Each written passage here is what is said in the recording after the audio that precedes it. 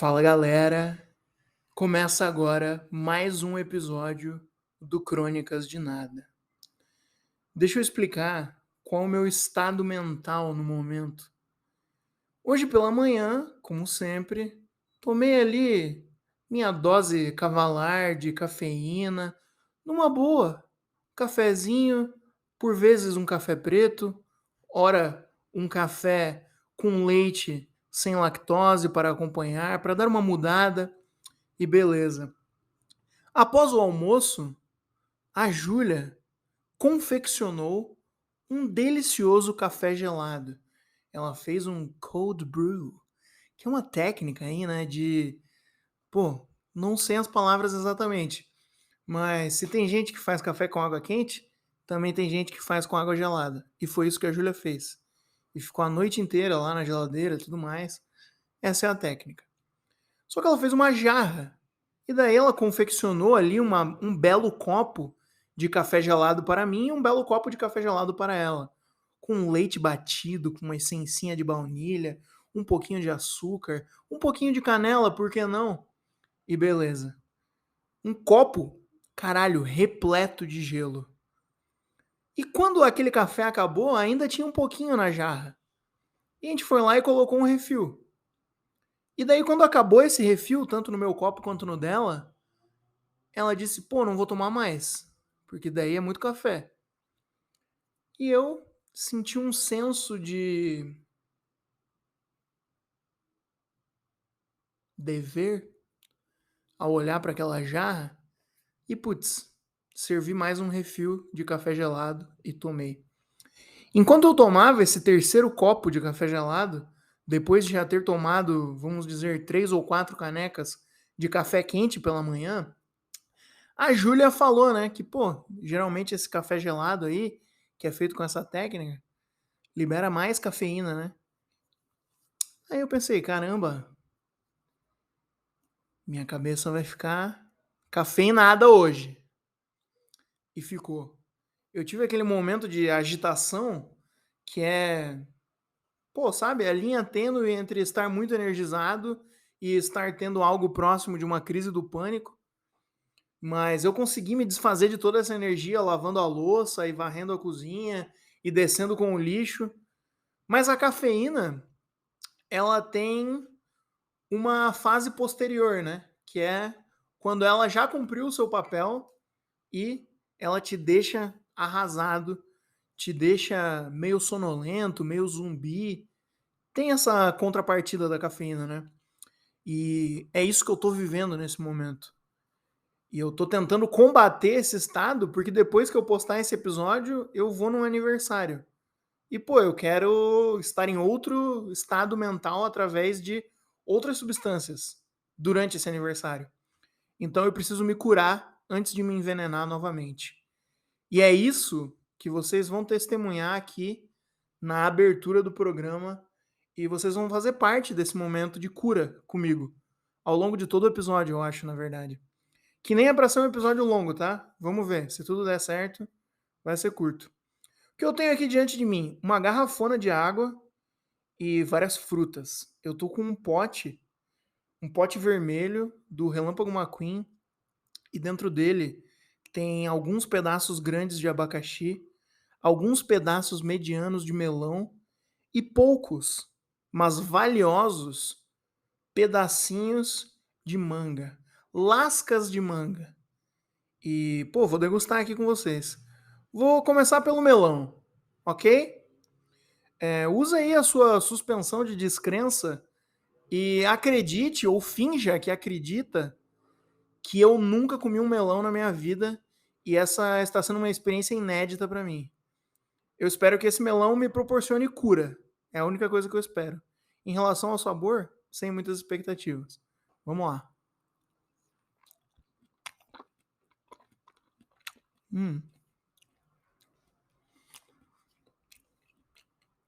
Para fazer uma review simples do que é um melão, eu acho que o melão tem muito em comum com o chuchu. E eu não vou elaborar nada mais em relação a isso. Mas é uma boa fruta, principalmente na presença de outras. como protagonista, não acredito no seu potencial.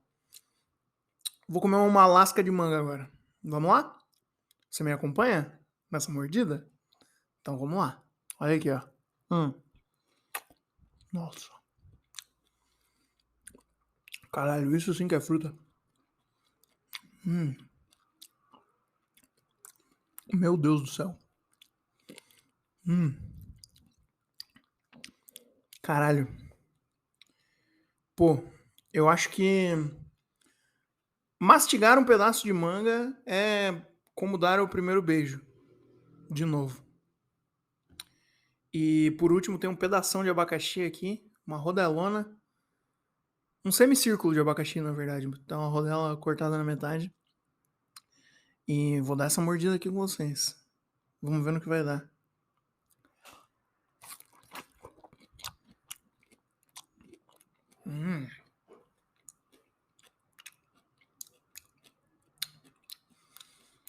Caramba.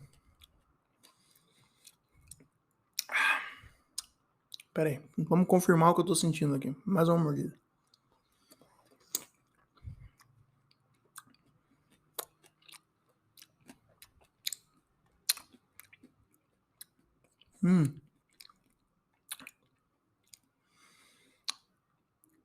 Se o melão é o chuchu das frutas e se a manga é como um primeiro beijo, o abacaxi é como receber a sua primeira punheta de outra pessoa. Quando alguém tá lhe prestando esse favor.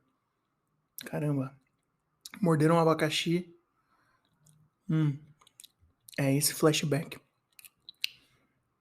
Acho que eu tô começando a ficar curado, hein? Vou dar um golão na água e vamos começar o programa de vez.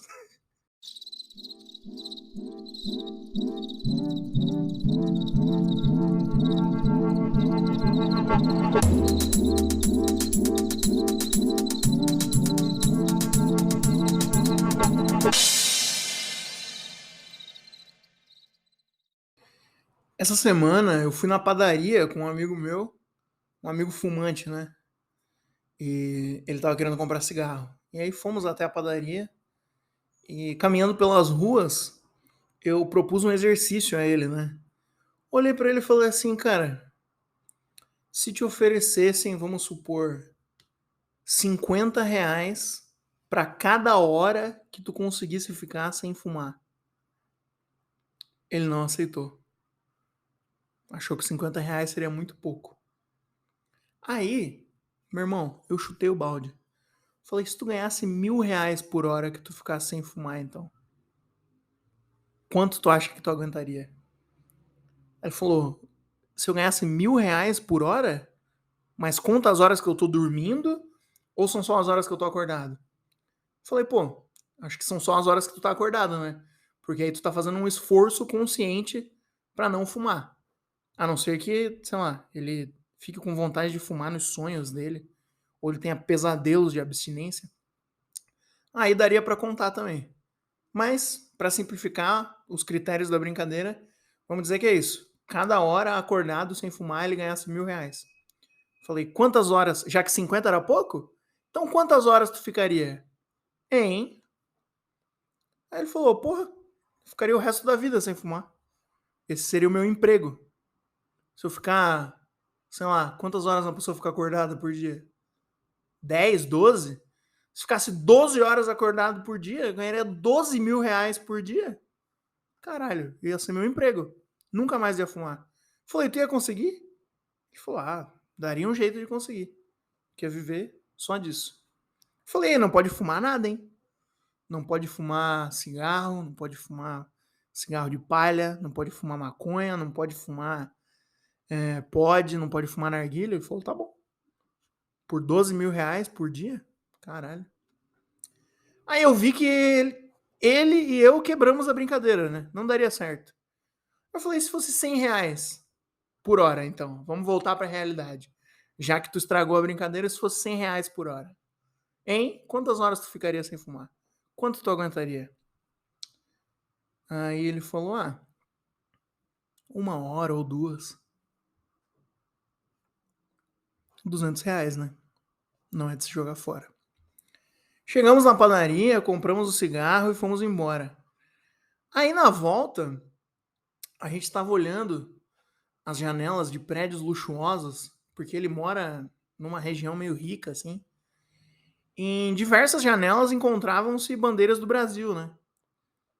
Falei, caramba, a empolgação com a Copa aí não passou ainda. E, obviamente, né, eram bandeiras bolsonaristas. Ainda, né? Porra, na verdade, essa empolgação também já deveria ter prescrito, né? Assim como a empolgação da Copa, que foi a brincadeirinha que eu fiz.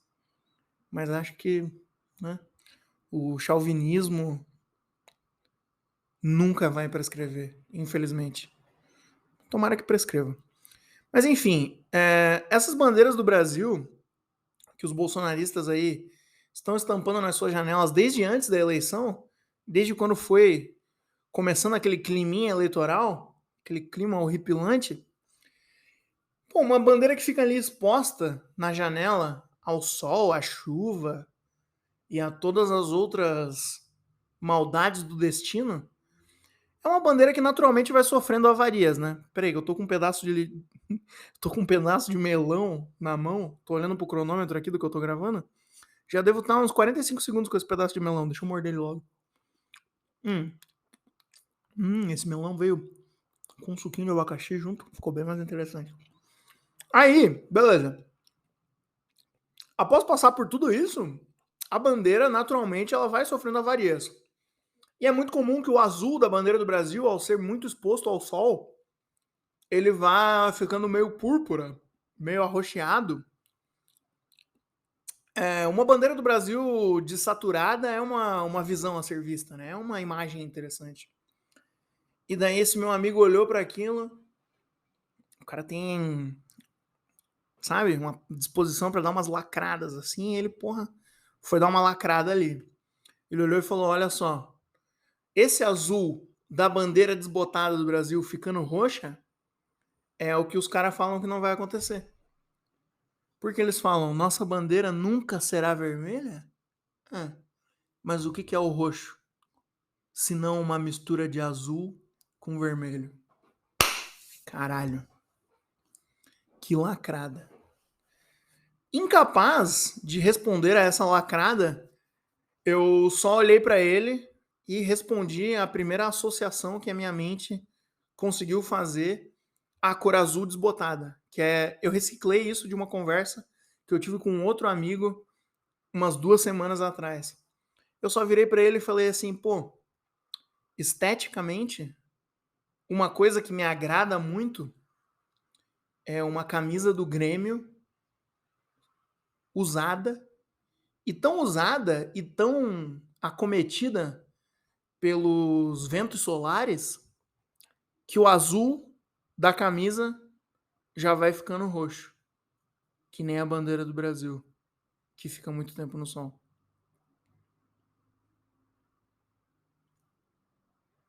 Vou morder um abacaxi agora.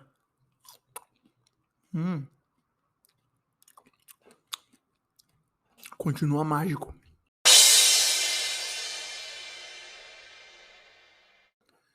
Bom, numa outra noite, na casa desse mesmo amigo fumante, nós tivemos uma brincadeira muito divertida durante um aniversário. E é uma brincadeira que eu gostaria de sugerir aqui, né? Quando você estiver aí numa festinha, querendo entreter seus amigos, brinque disso, mas consciente das consequências. Por quê? Essa brincadeira começou porque tinha um bolo na minha frente e o bolo tinha sido cortado naturalmente com aquelas espátulas de cortar bolo, sabe? Aí eu tinha um pano de prato do lado assim, eu tirei a espátula do bolo, porque todo mundo que queria um pedaço de bolo já o havia conquistado.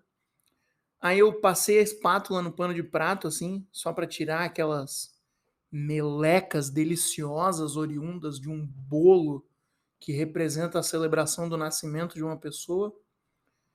E peguei a espátula 89% limpa, repousei-a sobre a mesa e girei ela. Impressionante a capacidade de girar que uma espátula de cortar bolo tem. Não sei se aquela é uma mesa que gera muito pouco atrito com objetos que giram, mas aquela espátula girou por muito tempo. E enquanto ela girava, eu olhei para os meus amigos que estavam sentados na mesa e eu falei assim: ó, em quem a espátula, a ponta da espátula, parar apontando, hum, essa pessoa vai ter que contar um segredo. Foi uma ideia espontânea que eu tive ali na hora, né? Eu gosto de ter ideias espontâneas para constranger os meus amigos e tudo mais. Eu acho que é uma coisa que aproxima a nossa relação. E aí, beleza. Não vou contar os segredos aqui, né? Obviamente, porque ia descaracterizá-los como segredos. Mas duas coisas que eu vou falar. Uma é que, não sei, pode ter sido karma, mas eu que propus a brincadeira fui a maior vítima dela, porque aquela espátula me adorava, toda hora parava em mim. Eu contei uns 5 segredos naquela noite. Fiquei, caramba, totalmente exposto. Exposto? Exposto. Vulnerável. Aberto, nu. Eu fiquei nu. Fiquei nu com o cu arregaçado naquela mesa. Metaforicamente. E a segunda coisa que eu quero falar são 3 coisas, na verdade. Se você for fazer essa brincadeira com seus amigos, ou sei lá, porque essa brincadeira é semelhante a alguma coisa tipo verdade ou desafio, né? Só que sem o desafio, são as verdades. Mas você falar verdade é diferente de falar segredo. O segredo, ele é mais profundo, sabe? O segredo, ele é mais interno. E essas são as 3 coisas que, na verdade, são a segunda coisa das coisas que eu tava listando que eu vou falar agora. Porque essa brincadeira do segredo, ela só tem 3 caminhos possíveis. Se você conseguir pensar em algum segredo que não se enquadre nessas 3 coisas, olha, você me conta, porque eu não consigo pensar. Na experiência que a gente viveu, só existem 3 tipos de segredos. E foram esses que rolaram ali naquela mesa naquela noite. O primeiro são os segredos nojentos, sabe? Ah, eu faço tal coisa muito nojenta. Eu peido na mão e cheiro com a boca. Eu cutuco a unha do pé, cutuco o ouvido, cutuco o nariz e a amálgama desses 3 sabores eu degusto com a minha língua. Foram exemplos que eu inventei aqui de improviso, tá? Não era um segredo de ninguém. Mas então, primeiro tipo de segredo, coisas nojentas. O segundo tipo de segredo, que foi o mais comum naquela noite, e pode ou não estar correlacionado com as coisas nojentas, são os segredos sexuais. Então, é muito difícil pensar num segredo numa roda de amigos, onde está todo mundo bêbado conversando. Então, o sexo, ele é uma escolha simples, né? O sexo, ele é uma coisa secreta, ele é um tabu, ele é uma coisa que a gente esconde, que a gente omite. Então, muitos segredos brotam do sexo. E essa foi a segunda natureza de segredos que apareceu naquela noite. Os segredos sexuais. E a terceira, que é a que eu recomendo evitar, pelo bem-estar da brincadeira, né? E das pessoas, são os segredos traumáticos. Pô, esses é bom evitar. Trauma é trauma. Fala com seu terapeuta, fala com alguém que tem um trauma parecido. Fala com seus amigos mesmo. Mas nessa brincadeira, vai por mim. Por experiência própria, com base nessa noite que a gente viveu, os traumas não combinaram muito bem com as coisas nojentas e o sexo. Destoou um pouco, sabe? Não tá no objetivo da brincadeira. Nessa noite também, teve uma hora que meu celular estava carregando. E daí as pessoas que estavam ali, na casa desse meu amigo, elas estavam conversando numa roda assim, mas preenchendo esses intervalos de conversa com olhadinhas no celular ali, uma espiadinha nas redes sociais, um blá blá blá, um nheco-nheco, uma checagem ali de algo. E como meu celular estava lá carregando, eu não tinha essa possibilidade. Então, caramba, eu fiz o que as pessoas faziam no século XIX. Peguei um livro que estava lá por cima de uma mesa, que esse meu amigo tem muitos livros, e fui dar uma espiadinha no que estava acontecendo naquele livro. Só que eu também não sou nenhum, pelo amor de Deus, você que ouve esse programa sabe que eu não sou nenhum erudito, não sou um cara que vai começar a ler um livro no meio de um aniversário. Era um livro de imagens. Ah, melhorou, né? Aí eu pensei, vou preencher os intervalos de conversa com as fotos que tem nesse livro. Era um livro de fotos e o nome do livro era tipo, sei lá, natureza, coisas naturais, sei lá, qualquer coisa assim. Caramba, que livro fantástico, que fotos maravilhosas. O começo do livro se debruçava sobre as flores. Caramba, toda uma infinidade de flores. Eu até fiz um vídeo no TikTok, porque né, eu não paro de trabalhar um segundo. Tava lá na festa, mas fiz um vídeo mostrando uma coisa que eu achei no livro. Porque o cara do Bora Bill fez aquela piada racista lá, que começa com sabe por que não existe flor preta?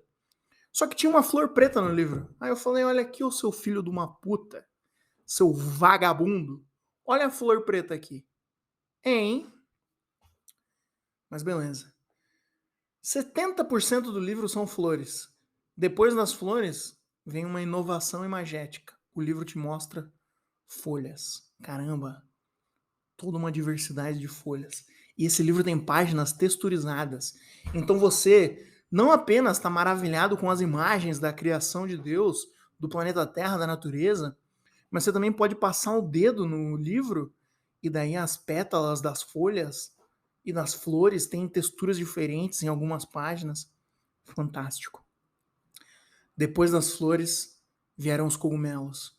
Pouquíssimas páginas, umas 3, 4 páginas de cogumelos. Depois voltaram para as folhas. Algumas páginas inovadoras mostravam insetos em cima das folhas. E eu só conseguia pensar, caramba, a natureza é fantástica. E bebendo e olhando fotos. Bebendo e olhando fotos da natureza. Esse ponto eu já tinha desistido de conversar com as pessoas. Eu estava muito entretido com aquele livro de fotos. Era fantástico. Tinha vários tipos de papel diferentes. Tinha textos no livro também. Eu não li nenhum, óbvio. Eu estava interessado nas imagens só. Mas os textos eram tipo em papel manteiga. Então, quando o texto estava debruçado sobre a página que era a próxima foto, havia uma transparência no texto que já revelava lá atrás a próxima imagem. E caramba, eu até tentei ler, mas eu não conseguia. Eu pensava, caralho, eu tenho que ir para a próxima imagem, eu tenho que ir para a próxima imagem. Fui interrompido do meu transe de natureza ali quando a gente começou a ter uma conversa e eu entrei nela ali de repente, falando sobre qual eram nossas palavras preferidas. Foi muito difícil pensar, eu não consegui chegar a um consenso mental de qual é a minha palavra favorita, mas a minha amiga Rafaela, ela sem titubear, ela apresentou a palavra favorita dela. Isso é uma coisa que eu admiro muito na Rafaela. Duas coisas. A habilidade de falar. Ela pegou e falou, sabe? Pum. Admiro muito isso. E outra coisa que eu admiro muito nela é que ela não tem medo de música. Por quê? Toda vez que a gente tá numa roda assim, e alguém tá com uma caixinha de som e fala, alguém bota o celular na caixinha aí e coloca música. Ninguém quer essa tarefa pra si. Eu vou colocar música, todo mundo vai ouvir as músicas que eu escolher e se ninguém gostar.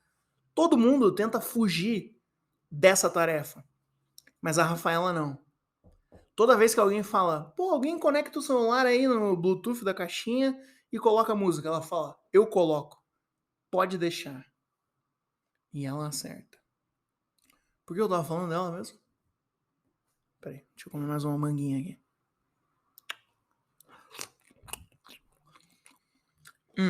Lembrei. Ela foi muito certeira e muito decisiva no que ela disse, porque ela falou assim, a minha palavra preferida é pacote. Eu falei, caramba, pacote. E nós todos ficamos discutindo ali, né? Sobre a perfeição fonética que é a palavra pacote.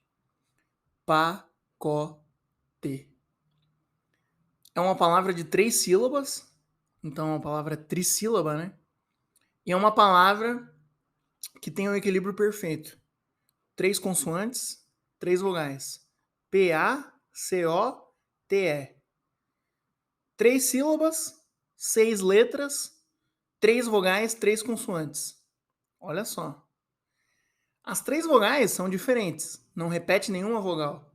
Ao mesmo tempo, não repete nenhuma consoante. Então é uma palavra que traz consigo a inovação. Ela não se repete em momento algum. Todas as sílabas dessa palavra teriam potencial para ser a sílaba tônica dessa palavra. Todas as sílabas são fortes. E eu acho que dentro dessa palavra, entre essas 3 sílabas, até elas chegarem num consenso de qual seria a sílaba tônica, houve muito conflito. Pá! Có! Te! Entendeu? Todas as sílabas são muito poderosas. A sua língua estala com essas sílabas. Pacote, pacote. É um milagre da fonética que essa palavra funcione tão bem. Essas sílabas, elas podiam estar brigando até hoje, mas elas entraram num consenso. Elas atingiram a harmonia. E agora todas essas consoantes, todas essas vogais e esses casais que se formaram ali dentro convivem em harmonia. Pacote. Pacote. Não há briga.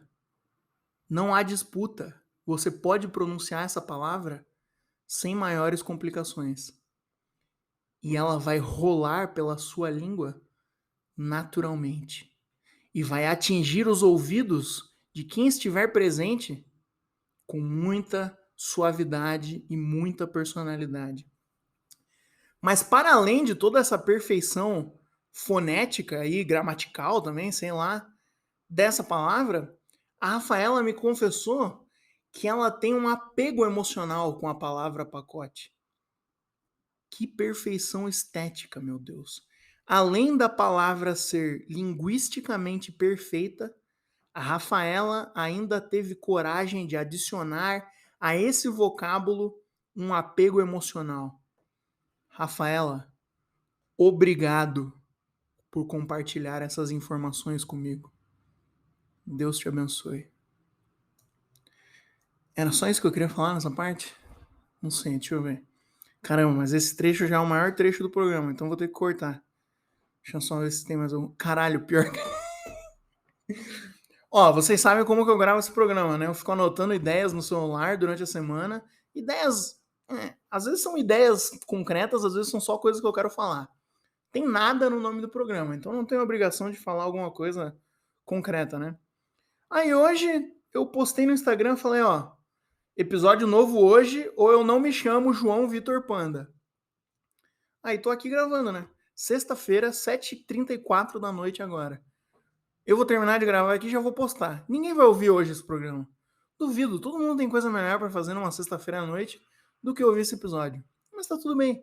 Eu divulgo amanhã, eu divulgo domingo, eu divulgo na segunda-feira, não tem problema. Quem ouvir, ouvirá, quem viver, verá. Mas eu fui impulsionado por esse senso de obrigação autoimposta de postar. Desculpa. Foram as frutas e a água. De postar um episódio hoje e eu vou postar. E daí, muito naturalmente, né? Eu sentei aqui no computador com o meu microfone, com o meu pote de frutas, com a minha garrafa d'água e abri o celular aqui e fui vendo o que eu tinha anotado. E caramba, infelizmente eu não posso terminar esse trecho, que acho que vai ser o último trecho do programa já, para não ficar muito longo também, e que eu tenho que ir em outro lugar hoje também. Caralho, eu tenho que editar isso aqui ainda. Vou fazer a edição mais rápida possível. Só pegar uma foto das frutas aqui que eu tirei antes, botar de capa e já postar. Mas enfim, não podia terminar esse trecho sem falar de um momento divertido que a gente viveu. Tava todo mundo meio bêbado já, todo mundo meio, sabe, estragado. A gente tinha pedido pizza, e daí a gente comeu a pizza, e daí depois que eu liberei a mesa da pizza ali, eu falei, pô, vou terminar de ler o livro que eu tava lendo, né? O livro de imagens, que tinha flores, folhas, cogumelos e insetos. Se eu falei para vocês que foi uma inovação muito grande quando apareceu um inseto, porque foi o primeiro ser, eu ia falar primeiro ser vivo, mas uma flor e uma folha é um ser vivo também. Primeiro ser animado? É, primeiro ser animado que apareceu foi um inseto. Eu falei: "Caramba, achei que ia ser só plantas, e agora tem aqui um inseto, um animal". E aí, no final do livro, pum, do nada, na penúltima página, tem uma foto de um ser humano. Falei: "Caramba, num livro sobre natureza que não tem fotos de ser humano, quem foi o único ser humano digno de aparecer aqui nesse livro?". Naturalmente, era o fotógrafo, né. Aí eu comentei isso ali em voz alta, né, com o pessoal, que a essa altura já estava acompanhando trechos do livro comigo, olhando as fotos ali. Aí eu falei: "Caramba, olha aqui, ó, o único ser humano que aparece, o fotógrafo", e aí eu li o nome dele, que era, sei lá, vamos supor que era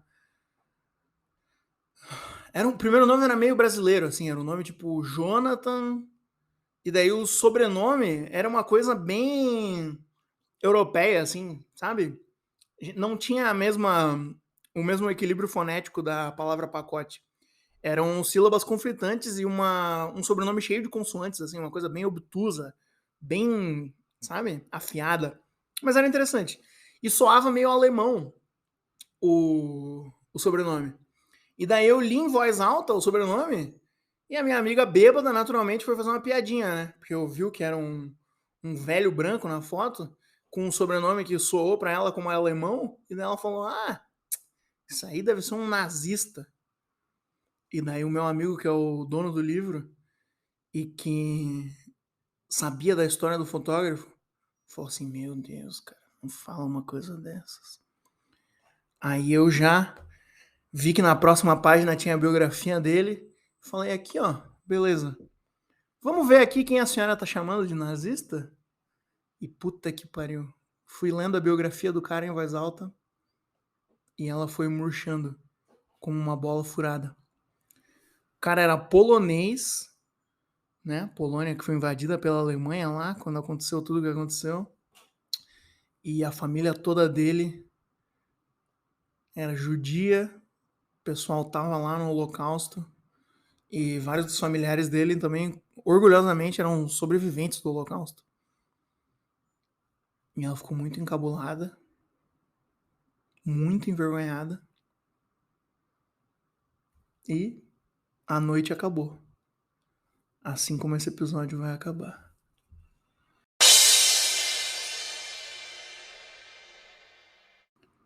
Caralho, eu acho que a essa altura do campeonato eu sou incapaz de gravar um episódio curto. Hoje, caralho, juro, não esvaziei nem metade das minhas notas aqui. Era pra ser outro título do episódio, inclusive. Porque eu nem falei o que eu tinha pensado em falar enquanto eu tava lavando louça. E eu achei que o estado de pós-cafeína ia me impedir de falar demais. Mas caramba, nada nem ninguém consegue calar essa porra dessa minha boca. O cara fala, fala, fala e não para de falar. Mas eu já vou parar, prometo. Pessoal, muito obrigado pela sua audição. Fico muito grato que você esteja ouvindo o programa. E tá postado, tá feito, ok? Aos 3 ouvintes que declaradamente só ouvem o programa no banho, pronto. Podem tomar banho em paz, ouvindo a minha voz. E se tem mais algum ouvinte por aí que ouve o programa no banho, mas não me confessou isso ainda, por favor, pare, antes que seja tarde demais. Meu nome é João Vitor Panda, a gente vai ficando por aqui. Indique o programa para amigos que gostam de podcast, para amigos que não gostam de podcast, para amigos que gostam de frutas, de flores, de segredos, ou para amigos que não gostam de nenhum desses itens. Espalhe a palavra, ajude-nos a crescer de pouquinho em pouquinho, tá bom? Vou ficando por aqui porque tá na minha hora de dormir. Dormir hoje para acordar amanhã. Tchau, tchau.